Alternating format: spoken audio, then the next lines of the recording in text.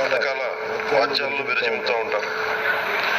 దాని నియంత్రణ మీ ఆధ్వర్యంలో ఇక్కడి నుంచే మొదలవ్వాలి. ఇందాక సభా నాయకులు గౌరవ ముఖ్యమంత్రి శ్రీ చంద్రబాబు నాయుడు గారు చెప్తారు, ఆడబిడ్డలు ఏ విధంగా నలిగిపోయారు ఈ రాష్ట్రం గత 5 సంవత్సరాల్లో. చిన్న లేదు, పెద్ద లేదు, ఎవరని లేదు. ఎవరన్నా సరే ఒక మాట మాట్లాడితే వాళ్ళు వ్యక్తిగతంగా దూషణ, సోషల్ మీడియా వాళ్ళని క్యారెక్టర్ అసాసినేట్ చేయడం, పెద్ద నాయకులు కావచ్చు, కార్యకర్తలు కావచ్చు, వాళ్ళకి ఎదురు తిరిగి ఒపీనియన్ చెప్పి ఎవరైనా సరే మనిషి కూడా కావచ్చు.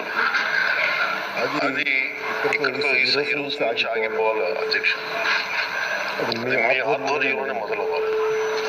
గత ప్రభుత్వం తాలూకు సభ జరిగిన విధానం చూస్తే వ్యక్తిగత దోషులు ఇవన్నీ చాలా ఇబ్బంది పెట్టే ప్రజలు. ఈ రోజున వాళ్ళకి 11 సీట్లు పరిమితం అయ్యారు. ఈ రోజు లేరు, ధైర్యం లేదు వాళ్ళకి. విజయాన్ని తీసుకోగలిగారు కానీ ఓటమి కూడా ధైర్యంగా కూర్చుకునే వాళ్ళకి స్థాయి లేదు. వాళ్ళకి పారిపోయారు ఇక్కడి నుంచి. భావంలో ఉండే తీవ్రత భాషలో ఉండాల్సిన అవసరం లేదు.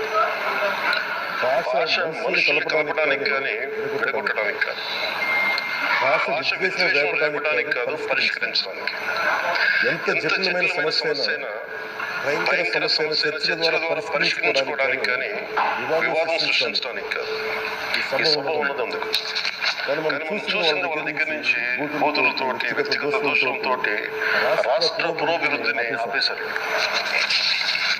అలాంటి సభ కాకుండా మన పెద్దలు శ్రీ గౌరవ ముఖ్యమంత్రి చంద్రబాబు గారు చెప్పినట్టుగా ఇది భవిష్యత్తుకి ఇది ఒక ప్రమాణం అవ్వాలి.